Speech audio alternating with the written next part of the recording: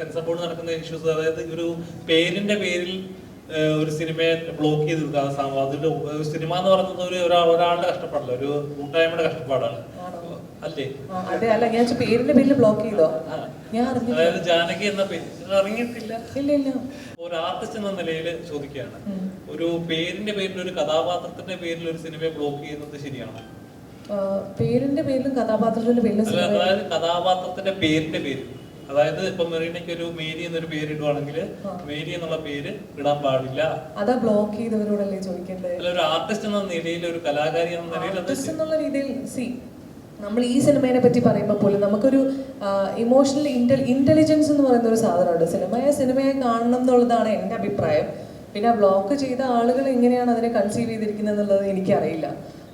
അങ്ങനെ ചെയ്തിട്ടുണ്ട്. എൻ്റെ ഒരു സിനിമയ്ക്കാണ് അങ്ങനെ ഒരു അവസ്ഥ വന്നതെന്നുണ്ടെങ്കിൽ ഞാൻ ഉറപ്പായിട്ടും സിനിമ റിലീസ് ചെയ്യുന്ന രീതിയിലുള്ള കാര്യങ്ങൾക്ക് വേണ്ടി സപ്പോർട്ട് ചെയ്യുന്നുള്ളത് എനിക്ക് പറയാനുള്ളൂ. ആൻഡ് സമരം ചെയ്യുന്നു എന്നല്ലേ പറഞ്ഞത്. അപ്പം അതിനൊരു കൺക്ലൂഷൻ ഉണ്ടാവട്ടെ. All the best.